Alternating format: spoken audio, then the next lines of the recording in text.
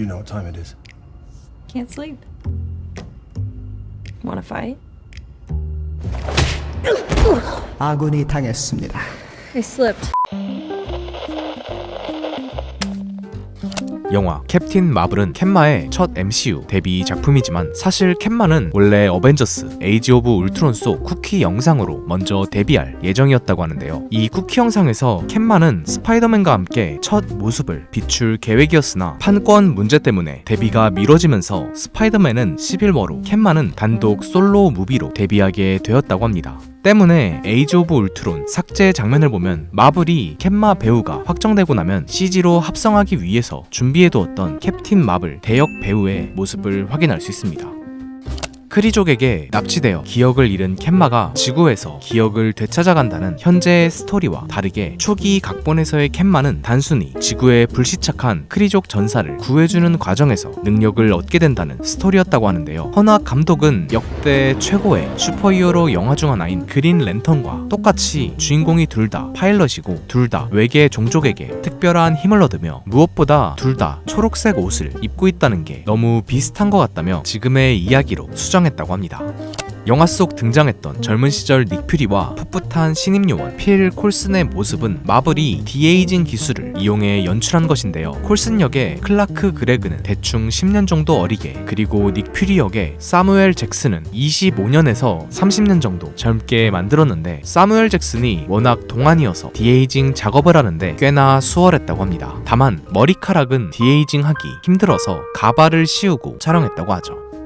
분명히 최첨단 과학기술을 가지고 있는 외계인인데 Oh, that did something. Try that again. 묘하게 비과학적이었던 Those weren't coordinates. They're state vectors. It's just basic physics. In orbit. Was that so difficult to figure out? I mean, you're my science guy, right? 인정. 스크럴 종족들이 다른 모습으로 변신하는 장면들은 문어가 바닷속에서 위장하는 모습을 참고해서 작업했다고 하는데요. 반대로 스크럴들의 기본 모습은 CG가 아니라 분장을 이용해 연출한 것으로 분장 시간은 매 촬영 때마다 대략 2시간 정도였다고 합니다. 영화 중반부 닉 퓨리는 같이 엘리베이터에 탄 켈러가 사실은 탈로스가 변신한 것이라는 것을 바로 눈치채는데요. 이는 앞서 닉 퓨리가 말했듯 Everybody calls me Fury. Not Nicholas, not Joseph, not Nick. Just Fury. 그와 친한 사람들은 Excellent work, Nicholas. 전부 그를 퓨리라고 부르기 때문이고, 두 번째 이유는 Where? It was the Cold War. We were everywhere.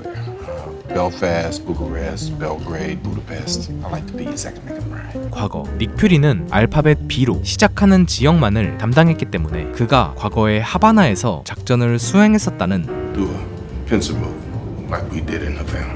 Right.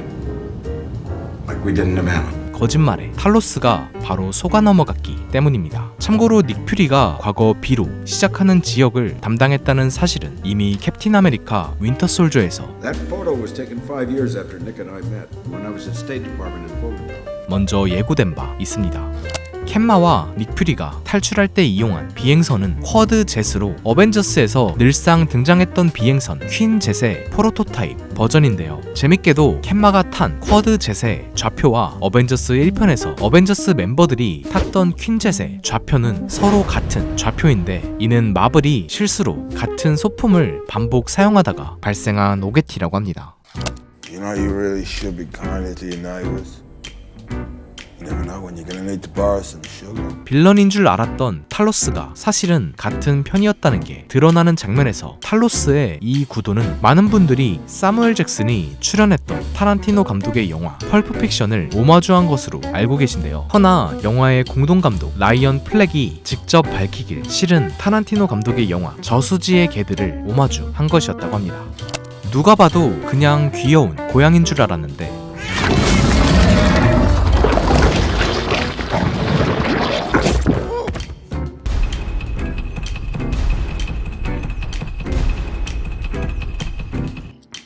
I'm picking you up now.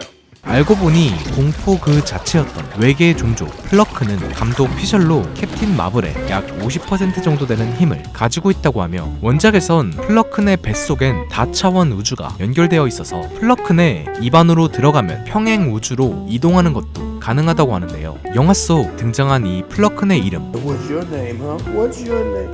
Goose.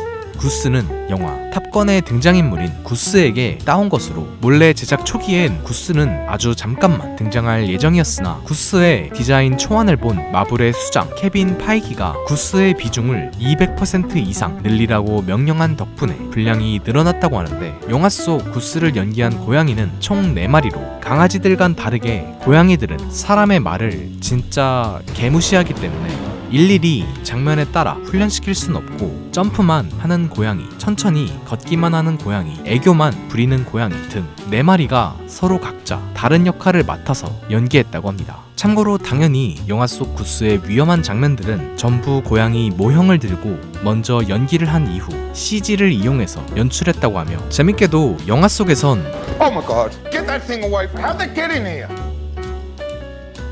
The cat? This isn't what you're afraid of, is it? That's on the cat. 탈로스가 구스를 무서워하고 있지만 실제 촬영장에선 고양이가 스크럴 분장을 보고 경기를 일으킬 정도로 무서워해서 촬영이 매우 힘들었다고 하는데, 다행히 탈로스 역의 벤 멜덴슨이 애묘인이어서 결국엔 고양이와 잘 친해졌다고 합니다. 반대로 브리 라스는 고양이 털 알러지가 매우 심하고, 사무엘 잭슨은 고양이를 별로 안 좋아해서 영화와는 다르게 막상 촬영장에선 고양이들과 서먹서먹 했다고 합니다. 영화 속 모니카가 캔마의 수트 색깔을 골라주는 장면에서 처음 등장한 색깔 빨간색과 황금색은 과거에 캔마보다 먼저 캡틴 마블이라는 이름으로 활동했던 DC 캐릭터 샤잠에 대한 이스터에그이고, 초록색과 하얀색 색깔은 원작 코믹스에서 1대 캡틴 마블이 입었던 흰색, 초록색 수트를, 그리고 검정색과 황금색은 코믹스에서 캐럴 댄버스가 미즈 마블이란 이름으로 활동하던 시절 입었던 수트를 오마주하는 것입니다.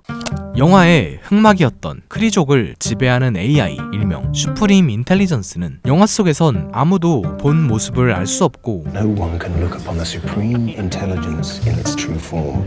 Our subconscious chooses the way they appear to us, so it's sacred.